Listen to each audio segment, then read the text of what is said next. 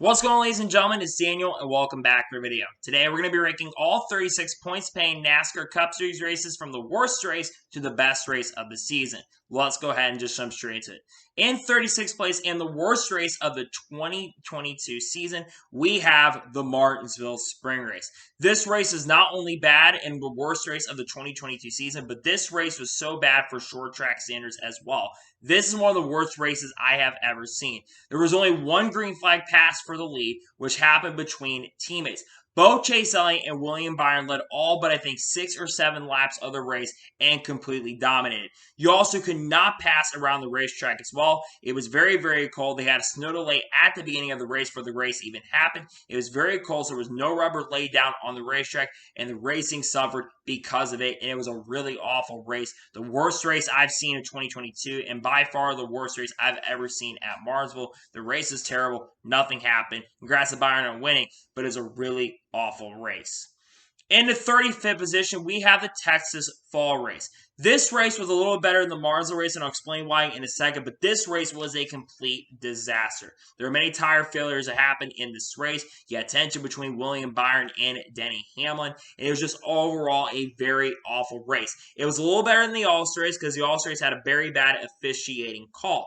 Now, this race had a little bit of a saving grace for it being the worst race of the year, and the reason that being is because there actually was some decent racing in the end of Stage 1 and the beginning of Stage number 2.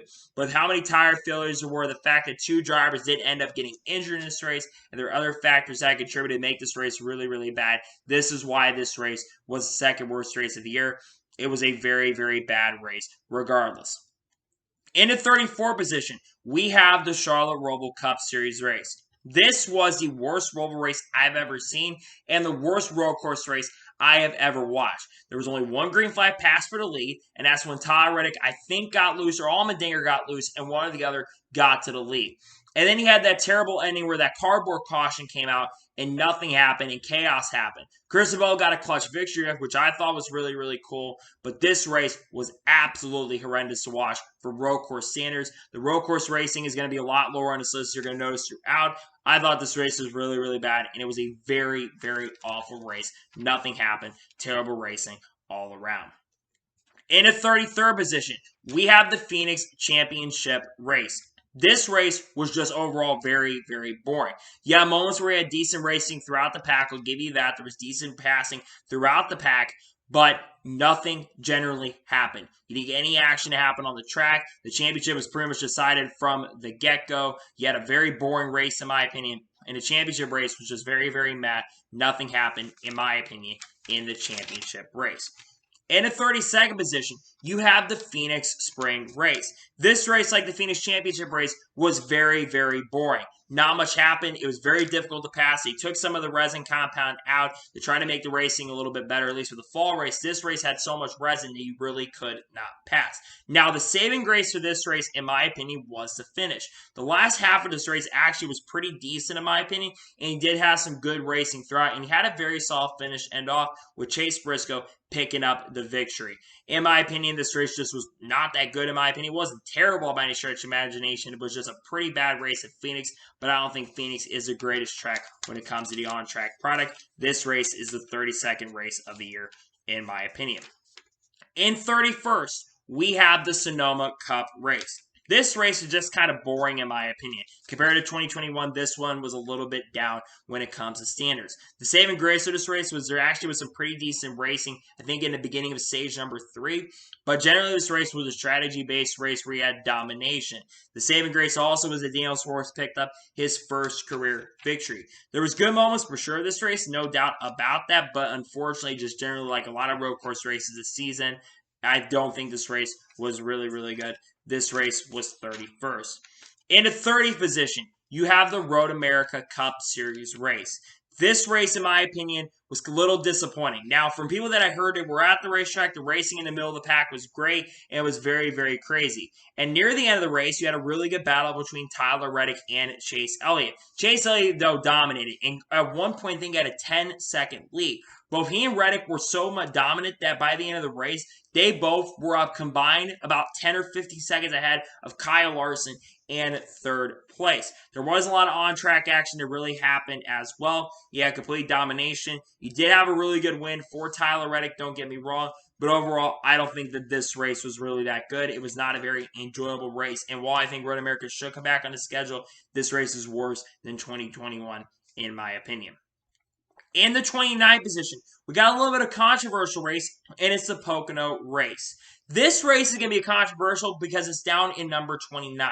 I know a lot of people thought this race is probably better than where I'm ranking it. I'm going to be honest. I didn't really enjoy this race. Granted, you did have some good battles up front and good battles for the lead.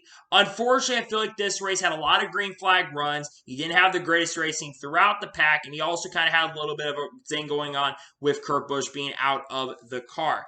I think it was very difficult to pass. The racing wasn't good throughout the pack, in my opinion, and it wasn't the most enjoyable. You did have a good solid finish near the end where you had Chastain, Hamlin, and Kyle Busch putting on a show. But you also had a DQ as well. There were both Hamlin and Kyle Busch both ended up getting disqualified in the race. So in my opinion, I don't think it was the most exciting. It was a decent race at Pocono. It was a very decent race, but it wasn't the most exciting race at Pocono. But it wasn't the worst race of the year. It sits number 29. In the number 28 position, we have the Roy Technology race at Gateway. I was actually at this race. This is my first ever Cup Series race that I went to, so this is very objective.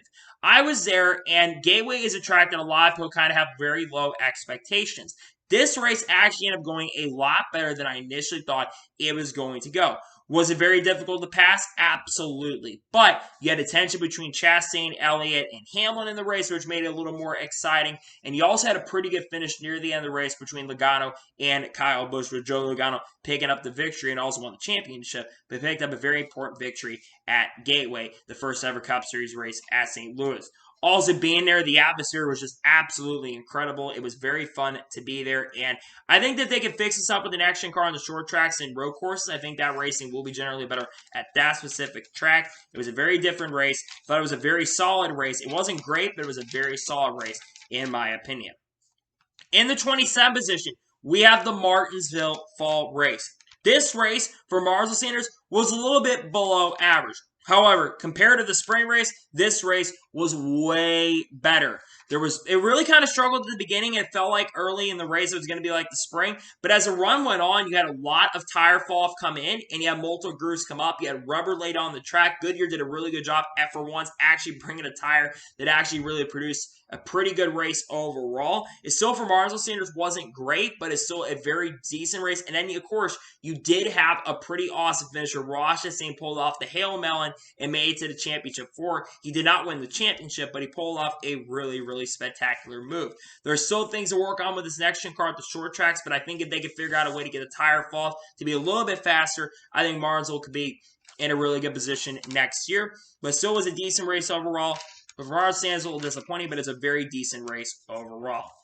In the 26th position, we have the Richmond Spring Race. This race was not too bad, in my honest opinion. It was better than both 2021 races, I will say. There was good racing throughout the pack. You had a lot of tire fall off, and it kind of felt like an old school race at Richmond where strategy mattered a lot, especially near the end of this race. And came down to a pretty awesome finish near the end between Denny Hamlin, William Byron, Mark Truex Jr., Kevin Harvick. Denny Hamlin and Kevin Harvick both on fresh tires, while William Byron and Mark Truex Jr., and also Kyle Larson, were on old tires trying to hang on. Denny Hamlin got around William Byron late in the race and went on to pick up his first victory of 2022, and kind of at the beginning here, a really, really frustrating season. I still thought the race was pretty good. There was good moments for sure. At points, boring for sure, but this race was a pretty decent race, and it sits 26. In the 25th position, we have the Cup race at the Indianapolis Road Course. Now, I will say this. This race is better than 2021, but not by a lot.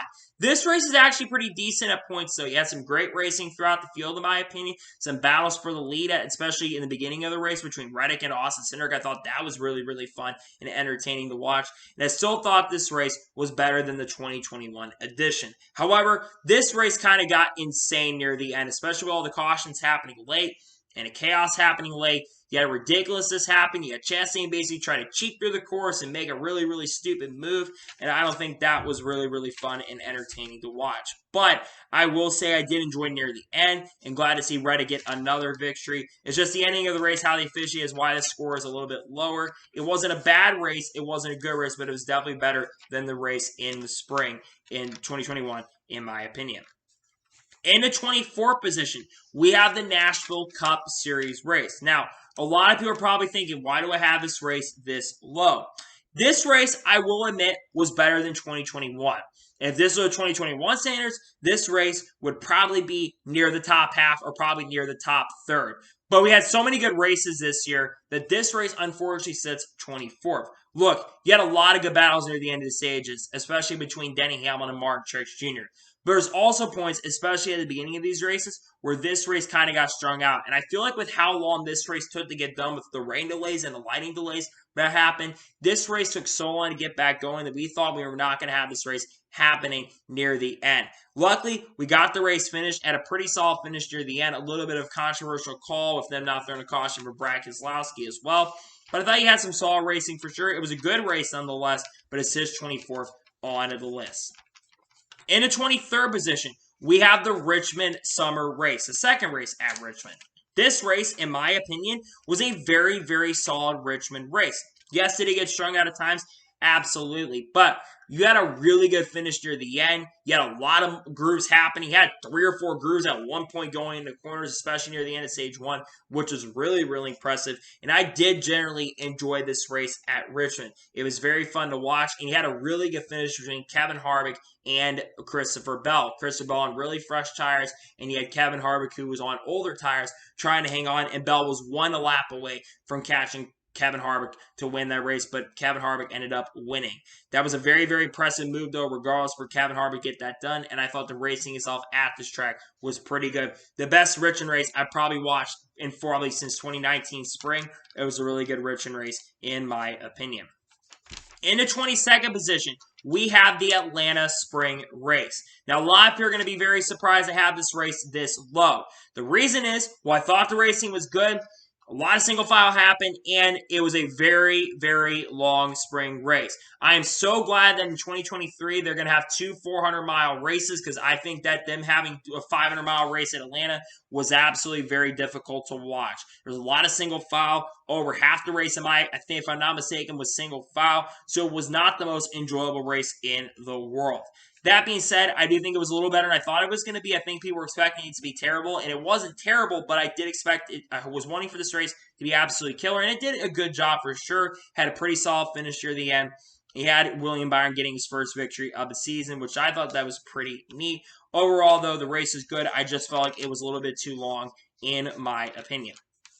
In the 21st position, we have the 2023 Daytona 500. Now, I've seen a lot of people be very, especially when I posted my rankings on Twitter, a lot of people have been very, very skeptical and have been very frustrated why I put this race so low. Was this Daytona 500 better than 2021? Yes, absolutely. Was this race a good race? Yes, absolutely. However, there was a lot of single file.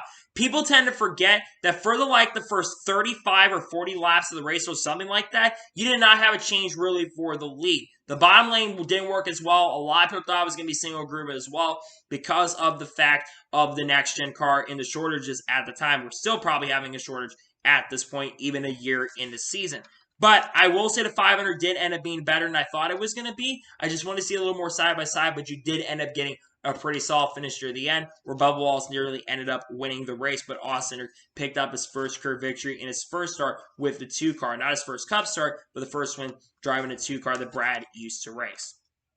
In the 20th position, we have the Daytona cutoff race to decide who gets into the playoffs. This race was a very awesome race, way better than the Daytona 500. You had a lot more side-by-side in this race, and a lot of great racing, tons of wrecks that ended up happening. What marred this race for me and why this race is this low, unfortunately, is what happened in that big rain crash. NASCAR could have done a better job officiating, but also I think that it was kind of on the fault of other things, and NASCAR is now 100% at fault for that, but they're also kind of at fault for that wreck as well. But unfortunately, you guys had a rain call that happened that just came out of nowhere. can't put fully blame on that. But I think they hampered the finish as well because the finish ended up being kind of boring near the end with Austin Dillon basically going on to win. Him and Cinder were the only two guys that really had cars that could honestly win the race. So we could have had a sweep for Cindric there. But it is what it is. And basically, I thought this race was solid for sure. But it was pretty good for sure. But it sits 20th on the list. In the number 19 position, we have the New Hampshire Cup Series race. This race, in my opinion, was a very good New Hampshire race. I do feel like New Hampshire, especially over these last 2 years, has become one of the most underrated tracks in NASCAR, especially since they went back to having one race in 2018. I thought the racing has absolutely been really, really good. I still think 2021 was better, especially near the end, but you had some great racing, especially near the end, where Christopher got the lead from Kurt Busch and also got the lead from Chase Elliott. And Christopher picked up a very clutch victory, and that kind of helped him get to the championship for as well this year. But it was a very big win for him, and I thought the racing was pretty good. And we go to the top half. In the 18th position, we have the Atlanta July race. This was a very good race at Atlanta. More side-by-side, really crazy bonsai moves, absolutely killer racing, fantastic racing throughout the field, a controversial finish near the end nonetheless, but Chase Elliott picked up a big victory in the summer race at Atlanta. This race is awesome. You had an underdog story happening as well. Great racing throughout the field. Paneling was an issue, which is something you don't normally see on super speed races, which was definitely very, very fun to see. And I thoroughly enjoyed this Atlanta race. It was a fun race for sure, and this race sits number 18. In the number 17 position, we have the Dover Cup race. This race was the best Dover race I've seen for sure since 2016, and probably the best race I've seen about 15 years at Dover. Dover's a track that does not produce great racing really outside of 2016. And even then, throughout the race, you go back throughout the race, and it wasn't an absolutely killer race. This race was absolutely outstanding. Now, the beginning of the race was kind of boring. First, 670 laps were boring. But then they came back Monday, and you had a lot of great racing. Got great side-by-side. Great battles throughout the field. A fantastic finish, fantastic middle portion. The final 30, 40 laps wasn't as fantastic as Chase Elliott got a massive lead. But I thoroughly enjoyed it, and I thought this is the best race at Dover in many, many years. And it was an awesome race overall. In the 16th position, in a pretty controversial position, we have the Bristol Night Race. Now, a lot of people are probably going to be ranking on their rankings. They're probably going to be putting Bristol near the bottom of the list. And while I don't think this race was a great race at Bristol, it will not top what we saw in 2021. I think this race is definitely better than a lot of people give it credit for. Was it very difficult to pass? Absolutely. That's one thing that they're going to have to work on with the next-gen car. But I did enjoy the multiple grooves and the multiple craziness we saw, and I think the attrition really did play a factor in helping the race just a little bit. I actually did enjoy this race a lot more, and it was great to see Chris Buescher end a 225 race winless streak, which is crazy to see that he's had that long of a streak and finally get it done. Was phenomenal to see. But for me, this race is better than people give it credit for, but I think there are things they still have to work on with the next-gen car, but I thought it was a pretty good race overall for sure, in my honest opinion. In the 15th position, we have the Homestead Cup Series race. This is another race, in my opinion, that got exactly too much over hate, and I'm going to explain why. This race was not as good as some of the Homestead races I've seen in the past, but you normally get races at Homestead that do end up getting strung out from time to time. So I think this race was way better than people get credit for. Yes, did Kyle Larson completely dominate? Yes. Was he 10 seconds ahead at one point? Yep. But you're going to have times where you're going to have a guy completely dominant, and you should focus on the racing behind Kyle Larson. I also think it was very impressive to watch Kyle Larson make the crazy move and run the Highline pretty much from start to finish. No one else could do what Kyle Larson could do in that race, running the Highline. Everyone else entered a little bit later in the corner, but eventually we saw Larson just completely dominate. He came back as well, had a great pit stop near the end, and went on to win the race and basically lock his way into, not lock his way into Championship 4, but on the owner side of things, he did lock his way into Championship 4 on the owner's point side of things. But he dominated. It was great racing throughout the field, great side-by-side, fantastic finish between Chastain and Allmendinger. It was a very fun and entertaining race to watch. In the 14th position, we have the Michigan Cup race. This is the best race at Michigan since the repave in 2012. Because historically, the race at Michigan since the repave have been terrible, atrocious, and absolutely horrendous. This one is an exception, and I think the next-gen car provided that kind of racing we needed at Michigan. I think a lot of people are excited because of how good Auto Club was. While this race was not at the levels of Auto Club, you had a really awesome race. You had guys up front like Bubba Wallace, Kevin Harvick, who actually ended up winning the race. Chastain was up there. Suarez was up there. Christopher Bell was up there. So many guys were up there contending for wins and contending for a victory. Noah Gragson at one point was contending for the win and was pretty good in the overall race as well. It was absolutely outstanding. Michigan provided the race we've been wanting for many, many years, and we finally got a fantastic race at Michigan that I've been wanting for a very, very long time. Great race at Michigan. In the 13th position, we have the Cup race at Circuit of the Americas. This race was miles better than the 2021 race that turned into a complete disaster. We got all the laps in. This race was fantastic because, one, I think this is one of my favorite road course races of the 2022 season. You had a great race between Chastain and Suarez, who completely were the two best cars, I think, all day. So, of course, Suarez did have tire problems, but you had fantastic racing throughout the field and a great finish that ended off between Alex Bowman, Allmendinger, and Ross Chastain. It was hella good racing, a fantastic finish, and COTA is here to stay long term. One of my favorite road course races I've seen in a very long time, and it was an absolutely enjoyable and a killer race at Circuit Americas. Glad they're coming back in 2023, as I think the racing will be good in 2023 as well.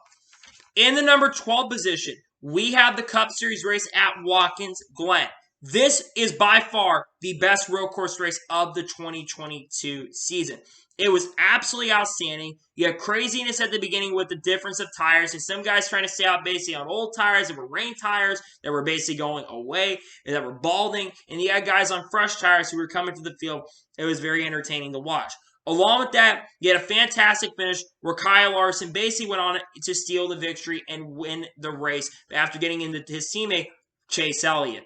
I thought it was a very, very fun and a very entertaining race for sure. One of the better racetracks, but again, Watkins Glen is a very entertaining racetrack, and it doesn't matter the type of car you have. Generally, Watkins Glen has provided that great racing, whether it's Gen 5 era, Gen 6 era, Gen 4 era. In this era with the next gen car, I think Watkins Glen put on a really good show, and it definitely delivered. It was a really, really awesome race. You also had guys like Michael McDowell up front, Chris Buescher up front, and even at one point Todd Gilliland leading, but Kyle Larson went on to win.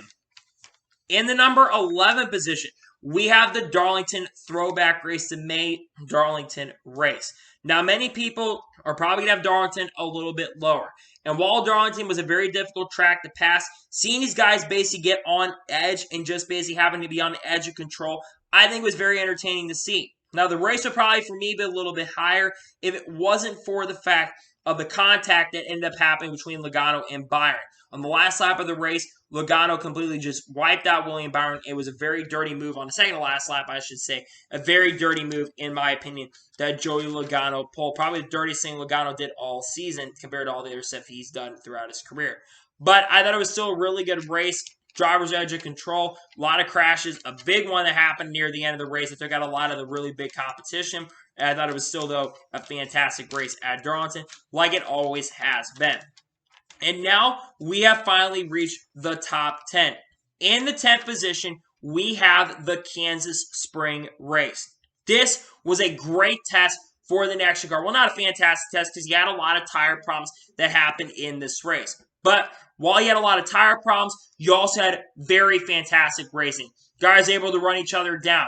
Multiple grooves. One of the better races at Kansas for sure. An outstanding race. Along with that, you had a killer finish near the end of the race where a battle between Kurt Busch, who was a dominant car of the day, and, of course, Kyle Larson, who was looking for back-to-back wins at Kansas Speedway. Near the end of the race, Larson ran the high line. Kurt was there as well. Eventually, Kurt Busch passed Kyle Larson. A great finish end-off, and Kurt Busch went on to potentially get his final career victory with the win, as it's unclear if he can be racing or not in 2023. He's hoping to race next year. We'll have to wait and see. But it was a great race overall. Great for the sport. Amazing to see the Jordan colors and the Jordan brand go out there and get it done. And I thought it was an absolutely fun race for sure. It's just number 10 on the list. In the number 9 position, we have the Bristol Dirt Easter race for Cup. This race gets a lot of hate, and I don't understand why. I thought it was a thoroughly enjoyable race. You had a great racing throughout the field. Yes, it was very difficult to pass. You had multiple grooves around the racetrack. This race was way better than the race in 2021. I thought that was still a good race. but it was way better. You didn't have the dust going around the track. You had one rain delay that ended up happening. Well, one or two rain delays that ended up happening, but still, it was a thoroughly enjoyable race. Had a really awesome finish between Tyler Reddick, Chase Briscoe, and Kyle Busch, where Chase Briscoe got into Tyler Reddick after getting loose in the corner, and Kyle Busch snuck by to get his final victory with Joe Gibbs Racing, as he'll be going over to Rich Schultz Racing next year. It was a thoroughly enjoyable race, a fantastic race, and a race that will stand the test of time, in my opinion, as Kyle Busch's final victory as he went and backed in and stole a victory. In the number 8 position, we have the Kansas Fall Race. This race, a lot of people are probably going to be surprised I don't have Kansas 1 ahead of Kansas 2. But I think this race is actually better. I know people are going to sound crazy to think, but I thought this race is actually better. I would say the first 200 laps of the race was very, very good. You didn't have a lot of tire problems. You had one or two tire troubles, but really throughout most of the day, you didn't have a ton of tire problems I think a lot of people thought you were going to see. And what I think that made this cool is seeing Bubba Wallace get that victory and getting his first victory that wasn't a rain-shortened win. I think that was phenomenal to watch. It was on the edge of your seat. You had Denny Hamlin and Christabel trying to run down Bubba Wallace so they looked better on the long run, but they ran out of time, and Bubba Wallace got a very important victory in his career. I thought it was a great race for sure. Great race at Kansas, and Kansas, in my opinion, delivered this year where they haven't really delivered the last couple of years. I think this race definitely delivered for sure, in my opinion. In the number 7 position, we have the Spring Talladega race. This race, of course, ended up, I believe, I can't remember who won the race in the spring. Actually, Ross Chastain won the race in the spring. This race, in my opinion, is going to get overhyped, in my opinion. I think this because of the fact that it was two grooves for the most part. However, two-groove racing was fantastic to watch. Eric Jones had a really good car, and he didn't have a ton of major wrecks happening. I think there was one wreck that ended up happening where 7 or 8 cars ended up getting involved. But outside of that, the racing was clean for the most part. You kind of a little bit of a bad mistake by Kyle Larson that got Kurt Busch into the outside wall, which I think kind of contributed to the unfortunate concussion for Kurt Busch. It might have ended Kurt Busch's NASCAR career. But I still thought this race was great, a fantastic finish, and Ross Chastain got it done. I thoroughly enjoyed the race and was a very good race. In the number 6 position, we have the 2022 Southern 500. This race was extremely unpredictable with a lot of issues, with a lot of unpredictability, with a lot of attrition in the race. But if you overlook that and you take away all that kind of stuff, this race was very, very good. Very similar to spring race. It was very, very difficult to pass. But Darlington is a track where these guys are on the edge of control, and the racing was great. Near the end of the race, it came down to Eric Jones versus Denny Hamlin because Kyle Busch actually ended up blowing up, and Mark Truex Jr. also ended up blowing up in the race and falling out. And Kevin Harvick also had his fire basically inside his car as well. And it was just really cool to see Eric Jones hold off Denny Hamlin to pick up his third career victory, his second Southern 500 win, by the way. So it seems like he's really good at Darlington and probably will be a threat to win at Darlington in the spring in 2023 with how fast Petty GMS Motorsports has generally been really getting, especially with the addition of Jimmy Johnson. So, though, a fantastic race, a great finish at the end, and happy for Eric Jones to win. This race sits number 6. And now we've reached the top 5. In the number 5 position, we have the Las Vegas Spring Race. This was a fantastic showing of the next-gen car. The only reason this race is not a little bit higher is because I did want to see a little bit of racing at points through the middle portion of the year. But the final stage, watching the end, where we all thought we were still going to get a really good battle near the end regardless, because at first we thought it was going to be Mark Truex Jr. and Kyle Busch battling for the win. Kyle Busch had the lead at the time, and Mark Truex Jr. was closing in. But then a caution came out for Eric Jones spinning out, and Bubba Wallace got clipped and had nowhere to go. There's really nowhere to go for those guys. So on the final restart, when basically Kyle Larson and Bowman basically, I think, took 2 tires, while Kyle Busch and Truex took 4, and Chastain took 2 tires as well. You had a bunch of Hendrick guys near the front, and it came down to finish between Alex Bowman in the 48 and Kyle Larson in the 5. We all thought Larson was going to outrun Bowman to win the race, but Bowman got a better run. A great finish ended off, and Bowman got the victory. Of course, Kyle Busch coined the phrase that basically backed it into a win, which you could say he kind of backed it into a win, but Bowman was fast all day and got back up there with stage points and got back up there after the speeding penalty and ends up being a really solid race for sure. Just a little more needed to happen, but it's still a very awesome race. In the number 4 position, we have the Talladega Fall Race. Many people said this race should be worse. I disagree. This race, while it was double file for sure, for a lot of people probably want to see a third lane, and I'll admit it would have been cool to definitely see a third lane.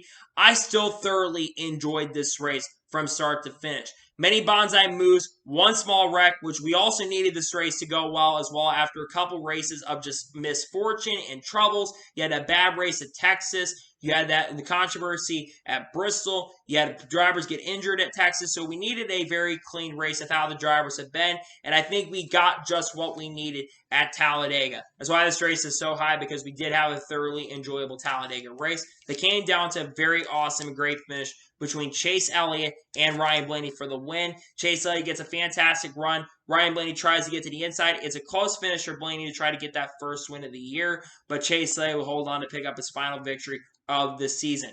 In my opinion, thoroughly enjoyable. Hope they can find a way to make it 3 wide in the race next year when it comes to super speed racing, but I thought it was a thoroughly awesome race.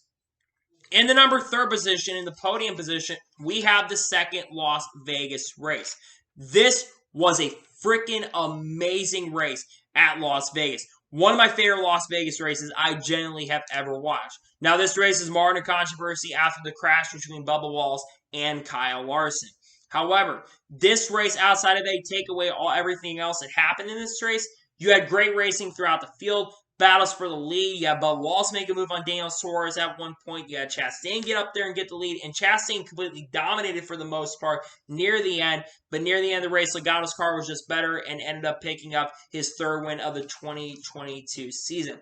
I think Las Vegas has become a pretty good track, and if they wanted to host a season finale in the future, I'd definitely be willing to give them an opportunity and give them the chance to do it. This track's been phenomenal. The next-gen car produced good racing, and both races at Las Vegas were absolutely fantastic, and this one was great for sure.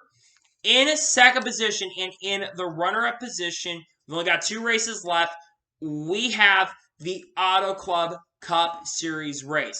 This was really the first showing, and a lot of people were very, very excited after qualifying, after we saw a lot of drivers getting out of control in this race. This Auto Club's been a track that's been kind of hit or miss for NASCAR. Not going to lie, over the years.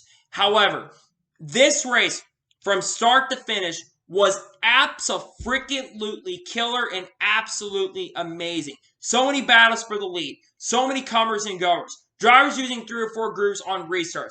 Crazy restarts. Crazy battles throughout the field, and a very awesome finish where it was controversy-wise, where Kyle Larson had a controversy issues between his teammate, Chase Elliott. It still, though, was an absolutely fantastic race with a great finish, and Kyle Larson getting his first of 3 victories of the season.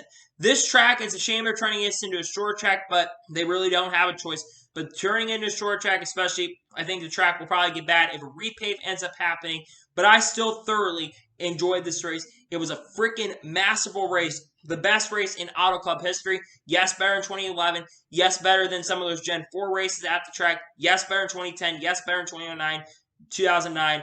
It was a really great race, and I thought this is the best race in Auto Club history. Great race for sure, and a fantastic showing for the next-gen car. I still can't get over this race because this race was phenomenal. But now we're going to talk about the number 1 race of the 2022 season. And to me, that honor goes to the 2022 Coca-Cola 600. Historically, the Coco 600 has been my least favorite race of the season, or one of my least favorite races of the year. Because in the Gen 6 era, this track, and for really since around 2012, the racing in the Coke 600 has not been really, really good. But that changed in 2022.